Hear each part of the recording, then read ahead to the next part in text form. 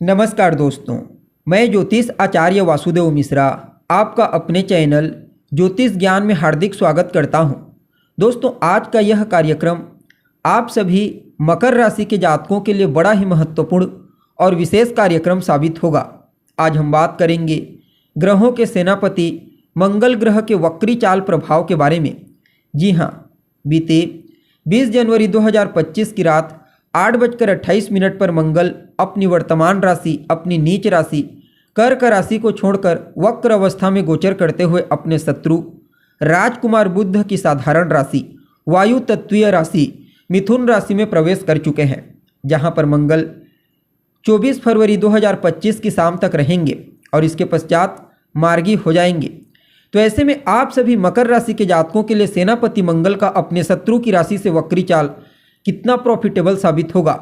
इस गोचर काल के दौरान मंगल किन किन क्षेत्रों में आपको सकारात्मक रूप से प्रभावित करेंगे, तो किन किन क्षेत्रों में आपको सजगता के साथ आगे बढ़ने की जरूरत होगी और किस प्रकार मंगल की पावर आपके जीवन काल में बड़ा उलटफेर करने वाली है, सभी पहलुओं पर बहुत ही डिटेल में बात करेंगे। इसलिए वीडियो में अंतिम तक बने रहिए।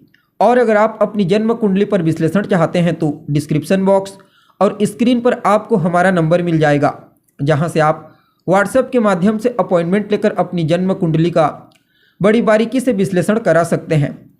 तो दोस्तों, मंगल कौन है? मंगल तो हिम्मत, शक्ति, पराक्रम, पुरुषार्थ, अहंकार, क्रोध, वाद विवाद के कारक है मंगल। अपने इन्हीं कारकत्वों के चलते हमारे जीवन के विभिन्न पहलुओं को प्रभावित करते हैं। जन्म कुंडली में मंगल का बलवान होना इस बात की ओर संकेत करता है कि ऐसा जातक निडर होगा, साहसी होगा, हर मुश्किल परिस्थिति का डट कर सामना करेगा। जबकि कुंडली में मंगल की कमजोर स्थिति जातक को दब्बू प्रवृत्ति का बना देती है, डरपोक प्रवृत्ति का। ऐसा जातक छोटी छोटी समस्याओं से शीघ्र घबरा कर भाग जाता है और अपने जीवन काल में कोई श्रेष्ठ सफलता हासिल नहीं कर पाता, क्योंकि रिस्क लेने के लिए मंगल का बलवान होना जरूरी हो जाता है। और इस बार देखा जाए तो गोचर कुंडली में पहले तो वक्र होने के चलते बलवान है और ठीक एक घर आगे बृहस्पति गोचर कर रहे हैं, तो बृहस्पति का बल भी मंगल को प्राप्त हो रहा है। फलतः इस गोचर काल के दौरान सेनापति मंगल आपके षष्ठ भाव से गोचर करते हुए छठे घर से कई मामलों में आपको श्रेष्ठ परिणाम प्रदान करेंगे।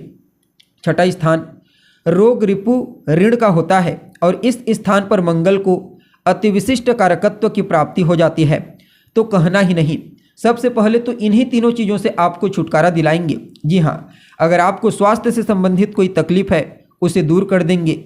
आपके ऊपर कोई कर्जा है, लोन, जिसके चलते आप परेशान हैं, तो आपके जीवन काल में धन आगमन बेहतर तरीके से होगा, जिससे आप अपने तमाम प्रकार के पुराने कर्जों को चुका पाने में कामयाब होंगे। इवन अगर आप चाहें तो इस गोचर काल के दौरान कर्ज भी ले सकते हैं, कर्ज लेकर के कोई नए कार्य की शुरुआत कर सकते हैं। बाकी अपने शत्रुओं के ऊपर, अपने प्रतिद्वंदी, अपने विरोधियों के ऊपर आप हर प्रकार से भारी पड़ोगे। और कंपटीशन के क्षेत्र में, प्रतियोगिता के क्षेत्र में तो कहना ही नहीं, चाहे फिर व्यापार के क्षेत्र में हो, नौकरी के क्षेत्र में या फिर शिक्षा के क्षेत्र में, जहाँ पर भी आपको प्रतियोगिता में शामिल होना पड़ा, समझ लीजिए आपकी ही जीत होगी, चाहे सामने वाला प्रतिद्वंदी कितना भी पावरफुल क्यों ना हो। बाकी इस गोचर काल के दौरान जो लोग जॉब के लिए प्रयत्नशील हैं, खास करके डिफेंस सेक्टर में कार्य करने के लिए प्रयत्नशील हैं, उन लोगों को कुछ नए अवसरों की प्राप्ति होगी। बाकी छठे भाव पर मंगल आपके शत्रुओं को तो दमन करेंगे, लेकिन मंगल एक अग्नि तत्व के ग्रह हैं, इसलिए जहाँ पर होते हैं और जिन जिन घरों पर इनकी दृष्टि होती है, वहाँ से संबंधित जो रिश्ते होते हैं उनमें तनाव उत्पन्न करते हैं। और मंगल के पास 3 विशेष दृष्टियां हैं, जैसा कि आप जानते हैं, चौथी दृष्टि, 7वीं और 8वीं दृष्टि। अब मंगल आपके छठे घर में है, तो इनकी जो चौथी दृष्टि है वह आपके 9वें घर पर, 7वीं दृष्टि आपके 12वें घर पर और 8वीं दृष्टि आपके पहले घर पर, यानी कि आपकी राशि पर जा रही है।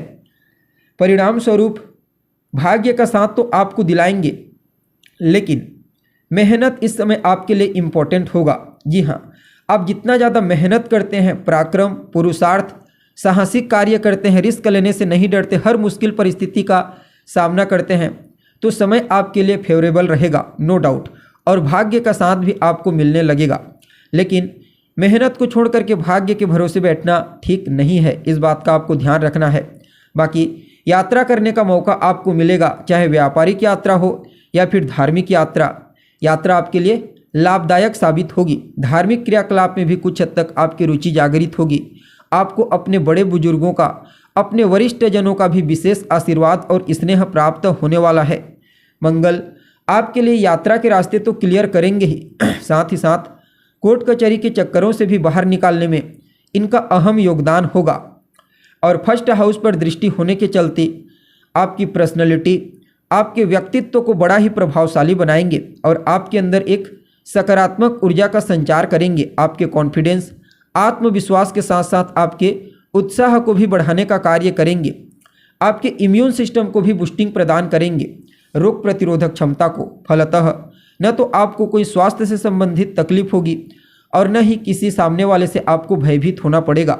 हर प्रकार से यह गोचर आपको निडर, बलवान और स्वास्थ्य के दृष्टिकोण से चुस्त दुरुस्त और तंदुरुस्त बनाएगा। बस एक कमी है धैर्य की। जी हाँ, पेशेंस की कमी देखने को मिल सकती है।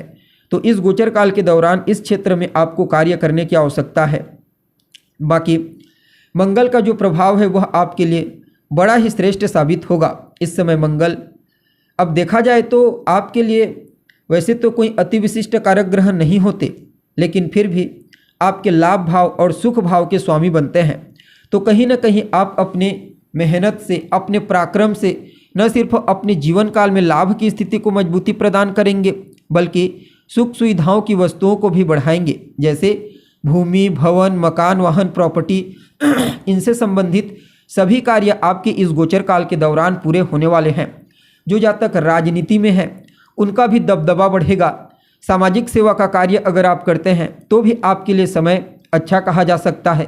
आपके जीवन काल में जिस माध्यम से धन का आगमन होता है वहाँ से तो आएगा ही आएगा, साथ ही साथ धन आगमन के कुछ नए सोर्स आपको प्राप्त होंगे और आप अपने मेहनत, अपने पराक्रम से अपनी कोई अधूरी इच्छा, कोई अभिलाषा जो लंबे समय से पूरी नहीं हुई है उसे भी पूरा कर पाएंगे।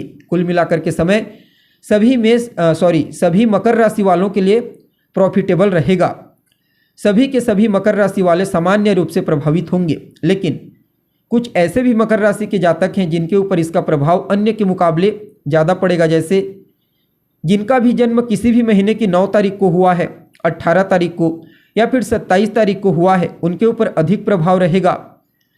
मिथुन राशि जिसमें मंगल वक्री हुए हैं, इसमें 3 नक्षत्र आते हैं। कौन कौन से? मृगशिरा, आराद्रा और पुनर्वसु।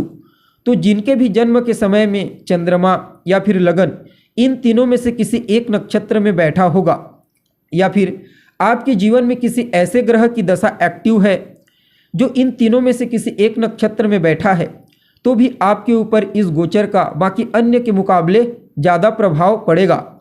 और अगर आप मंगल से जुड़ा हुआ कार्य करते हैं, जैसे कि डिफेंस सेक्टर में है, मेडिकल फील्ड में है, तो भी आप बाकी अन्य के मुकाबले ज़्यादा प्रभावित होंगे। कुल मिलाकर के समय को आपके लिए अच्छा कहा जा सकता है। फिर भी कुछ सरल उपाय करके आप इस वक्री गोचर को और श्रेष्ठ बना सकते हैं। तो क्या उपाय आपको करना चाहिए? तो हनुमान जी की आराधना कीजिए। जी हाँ, इस गोचर काल के दौरान आप जितना ज़्यादा हनुमान जी की आराधना करते हैं, उनके मंत्रों का जाप करते हैं, हनुमान चालीसा का पाठ करते हैं, सुंदरकांड का पाठ करते हैं, मंगलवार के मंगलवार उनके मंदिर में जाकर उनका दर्शन करते हैं, उनसे आशीर्वाद लेते हैं, तो निश्चित तौर पर समय आपके लिए और ज़्यादा पॉजिटिव हो जाएगा। तो दोस्तों, उम्मीद करते हैं आपको कार्यक्रम अच्छा लगा होगा। अगर पसंद आए तो इसे अपने दोस्तों के साथ, अपने रिश्तेदारों के साथ अवश्य शेयर करें और चैनल को सब्सक्राइब कर बेल आइकन को प्रेस कर दें, ताकि भविष्य में भी इसी प्रकार की महत्वपूर्ण जानकारी आपको समय समय पर प्राप्त होती रहे।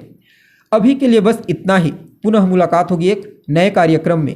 तब तक के लिए आप हमें इजाज़त दीजिए। नमस्कार।